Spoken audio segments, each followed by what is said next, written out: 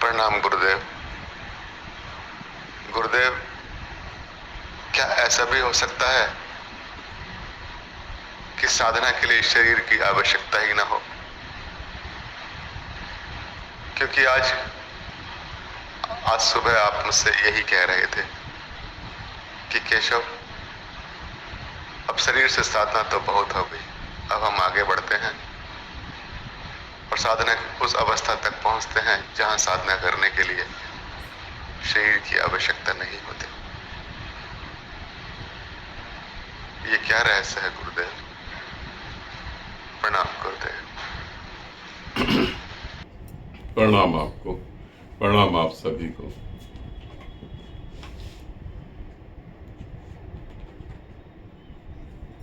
मेरे प्रिय साधक केशव, तुम्हारे इस ऑडियो के अंदर बहुत सारे प्रश्न और गलतफहमियां हैं और ये प्रश्न जो है ये बहुत सारे साधकों के जीवन में घट रहा है और बहुत सारे साधकों को जीवन से महाजीवन की तरफ ले जाने में मदद करेगा।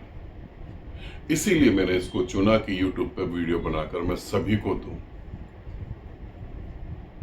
भूत प्रेत, साधक जब साधना करता है तो एक ऐसी जगह आती है जहां भूत प्रेत होते हैं। उन लोकों में वो भटक जाता है, प्रेत लोक में वो भटक जाता है। जब साधना करने लगता है तो प्रेत उसे तंग करते हैं, बदबू आना, तबीयत खराब हो जाना। बहुत बार ऐसा होता है, साधक की इच्छा होती है मैं खूब साधना करूं और तबीयत ही साथ नहीं देती है, शरीर ही साथ नहीं देता है। शरीर स्वस्थ हो तो परिवार में कलेश चालू हो जाते हैं। प्रेत लोग जो है वो इतना पावरफुल है, वहां से निकलना बड़ा मुश्किल है। और वहां से जब भी निकलना संभव होता है जब संन्यास्त हो जाओ। क्योंकि संन्यास्त होने के बाद ही क्यों निकल सकते हैं? क्योंकि जो उस रास्ते से निकल कर गया है वही तुमको निकाल के ले जाएगा। अकेले तो कभी नहीं, स्वयं तो कभी नहीं निकल पाओगे, क्योंकि वहां वो ऐसे ऐसे रूप धर लेंगे तुम्हें पता ही नहीं लगेगा, तुम समझ ही नहीं पाओगे। साधना ठीक चल रही है, तुम समाधि तक भी पहुंच गए, समाधि की छोटी मोटी झलक भी मिल गई, शरीर भी स्वस्थ है, पत्नी और बच्चे भी साथ दे रहे हैं, पैसा जहां से आ रहा है, जहां से इनकम हो रही है, वही डिस्टर्ब हो गया। अब पैसा ही आना डिस्टर्ब हो गया तो साधना कहां से चलेगी? तुम इसको ये नहीं सोचना कि प्रेत लोक का मतलब जो है कि तुम बैठो तो तुम्हें भूत प्रेत आके तंग करें। ऐसे हालात पैदा हो जाते हैं जहां तुम्हें अपनी साधना छोड़नी पड़ती है। सब कुछ ठीक चल रहा है, बिल्कुल नॉर्मल है, अचानक ही तुम्हारे पार्टनर से इतना ज्यादा कलेश हो जाता है और तुमको अंदर से लगता है कि घर से मैं दूर रहूं। ध्यान रखना, प्रेत लोक में तुमको अंदर से यह फील होता है कि अगर घर से मैं दूर रहूं तो मैं बुद्धत्व को उपलब्ध हो जाऊंगा, मगर तुम वो भी नहीं कर पाओ।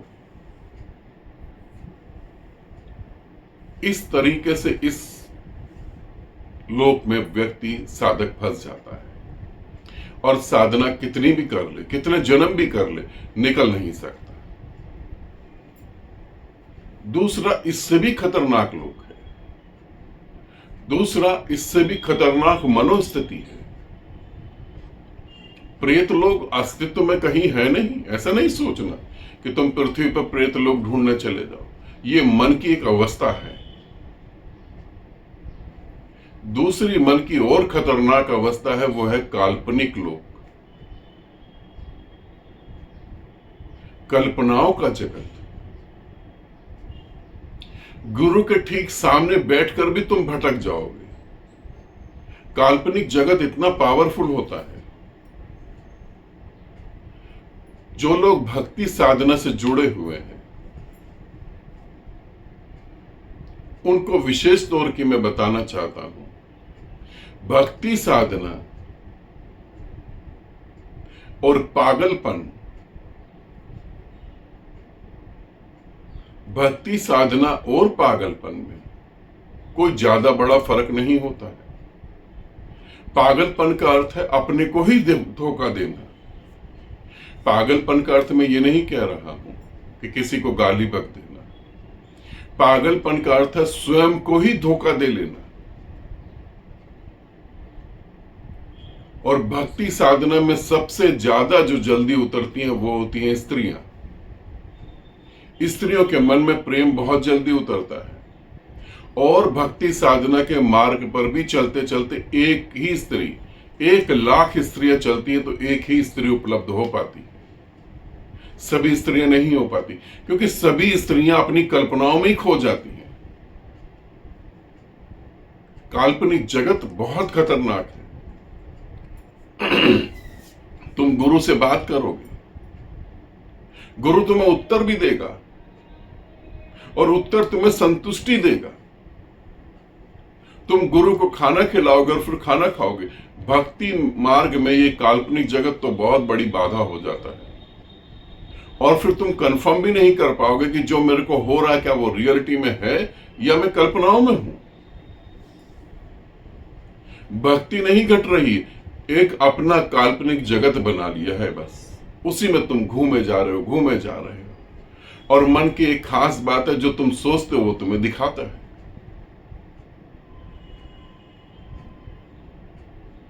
काल्पनिक जगत में बड़े से बड़े साधक भटक जाते हैं, बड़े से बड़े साधक। मेरे पास भी कुछ ऐसे साधक और सन्यासी जो बिल्कुल भटक गए, और जब मैंने उनको थोड़ा दूर करा, ये समझने के लिए कि उनको दूर करूंगा तो उनको समझ आएगी कि गुरुदेव अपने से थोड़ी दूरी में क्यों रख रहे हैं हमको, कुछ गड़बड़ हो गई होगी जरूर। मगर उसके बाद पता लगा वो और भटक गए, पूरी तरह से ही भटक गए। उन्होंने ये मान ही लिया कि उनको मोक्ष उपलब्ध हो गया है, और मोक्ष तो उपलब्धि नहीं हुआ।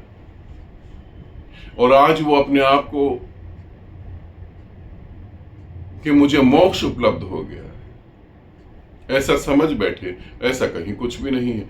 तो प्रिय केशव, इस बात को समझो,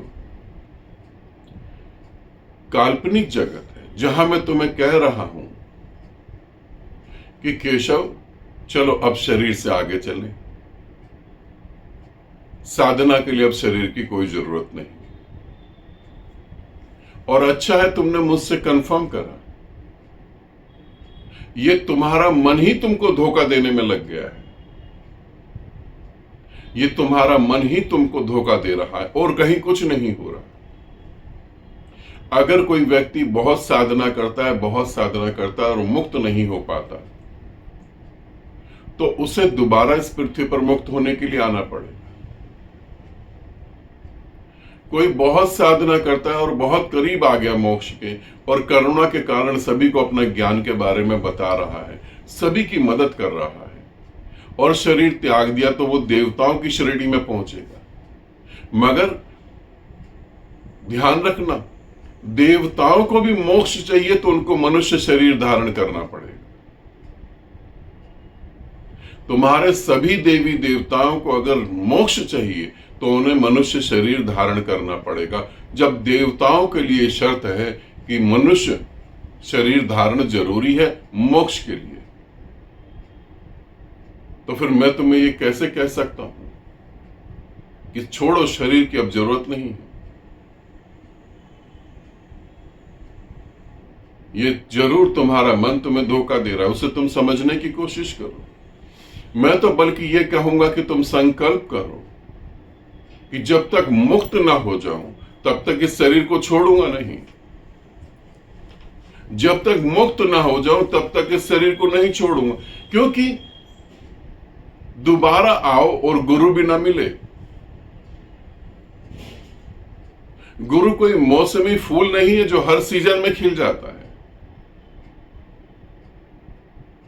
ये कोई ऐसा फल नहीं है कि जो हर सीजन में पेड़ पे मिलेगा तुम्हें। शरीर छूटे उससे पहले मैं मुक्त हो जाऊं। और बात रही बिना शरीर के मोक्ष को उपलब्ध होने की, उसके लिए बहुत बड़ा समर्पण चाहिए अपने गुरु के प्रति, बहुत बड़ा समर्पण। ये किसी सदी में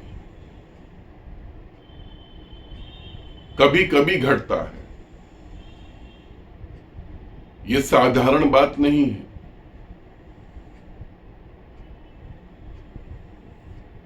100% समर्पण चाहिए।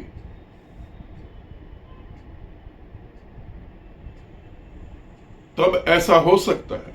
एक छोटी सी कथा है, मैंने पढ़ी थी, मैं तुम्हें सुनाता हूं। 100% समर्पण का अर्थ क्या हुआ। शिव लेटे हुए थे, आराम कर रहे थे। नंदी अपने घर से आया और नंदी को भी यह बोध हो गया था कि उसके पिता की आज अंतिम रात है। मगर भक्त था शिव का और पिता की अंतिम रात है ये भी उसे पता था पूरा।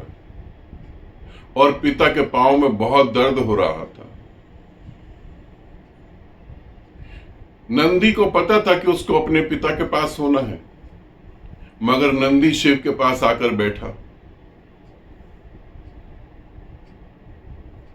शिव भी कहीं दूर से यात्रा करके आए थे, वो भी थके हुए थे।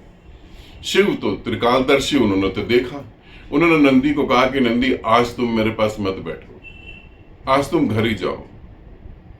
नंदी ने कहा नहीं प्रभु, आप बहुत दूर से आए हैं यात्रा करते हुए, आपके पांव थक गए होंगे, मैं पांव दबाना चाहता हूं और आप आराम से सो जाएं। नंदी को भीतर से पता है कि मेरे पिता की अंतिम रात है, मगर गुरु के पांव दबाना बहुत कीमती है उसके लिए। और नंदी ने जाने से मना कर दिया। शिव के पांव दबाए, शिव सो गए। रात को पांव दबाना चालू करा, सुबह हो गई। ये ना सोचो कि ये सच्चाई, ये है कथा, मगर बड़ी प्यारी और बड़ी मीठी कथा है। सुबह हो गई, शिव सो गए गहरी नींद में। सुबह हो गई, नंदी को पता लग गया कि पिता ने अंतिम सांस ले ली है, अब पिता शरीर में नहीं रहे। नंदी ने अपना सर शिव के चरणों में रखा और रोया और कहा प्रभु मैं कुछ काम करना चाहता हूं, जो अब अंतिम ये काम है। अब मैं घर जाना चाहता हूं, घर पे जाके मेरा एक काम है जो मुझे ही करना है। शिव ने कहा हाँ हाँ बिल्कुल जाओ, खुश होकर जाओ। नंदी खुश होकर घर पहुंचा। आंख में आंसू और दिल पे बड़ा बोझ था। दिल पे बोझ इस बात का नहीं था कि पांव नहीं दबाए, दिल पे बोझ इस बात का था कि शिव ने कहा खुश होकर जाओ। शिव ये भी तो कह सकते थे थोड़ा और रुक जाओ। इस बात का बोझ था। जब तुम मुझसे मिलते हो और मेरे पास होते हो, जब तुम कहते हो अच्छा गुरुदेव अब चलते हैं, तो खुशी खुशी तो तुम जाते नहीं हो। मुझे पता है, चाहे शिविर में हो चाहे घर पे मिलो, छाती पे एक बोझ सा होता है कि गुरुदेव 2 मिनट और रोक लेते तो। और मैं भी कहता हूं हाँ ठीक, बहुत देर हो गई, जाओ। ऐसे ही नंदी के दिल पे बोझ था कि शिव रोक लेते, मगर जब वो नंदी घर गया तो देखा पिता बिल्कुल ठीक हो चुके थे। और पिता ने कहा कि नंदी तुम पूरी रात मेरे पांव दबाते रहे, अब तुम सो जाओ। मगर इस कहानी को जो मैं तुम्हें बता रहा हूं कि नंदी के लिए पिता और शिव में कौन जरूरी था, ऐसा समर्पण, इसे मैं समर्पण कह रहा हूं। तब बिना शरीर के भी मोक्ष को उपलब्ध हुआ जा सकता है। तब बिना शरीर के भी मोक्ष को उपलब्ध हुआ जा सकता है। मगर ये कलयुग में तो ऐसा समर्पण संभव ही नहीं है। संभव ही नहीं है कि ऐसा घटे। तो काल्पनिक जगत को समझो केशव। और मैं चेतावनी उन साधकों को और साधिकाओं को देना चाहता हूं जिनको मैंने अपने से दूर करा है। वो भी समझें, मोक्ष तुम्हें अभी उपलब्ध नहीं हुआ है। अपना जीवन व्यर्थ मत जाने दो। तुम पति को धोखा दे सकते हो, पत्नी को धोखा दे सकते हो, दुनिया को दे सकते हो, मुझे नहीं। मैं तुम्हें आज भी देख रहा हूं, तुम्हें कोई मोक्ष उपलब्ध नहीं हुआ है, कोई भी मोक्ष। इसलिए ये जन्म खराब हो उससे पहले सुधारो, गलती को महसूस करो। नहीं करोगे तो फिर दोबारा इस पृथ्वी पर तुम्हें आना है, ये बात पक्की है, ठीक है। और केशव पूरा सतर्क रहो, काल्पनिक जगत बहुत खतरनाक है। आनंदित रहें, सदा खुश रहें। बहुत बहुत प्रेम आप सभी को।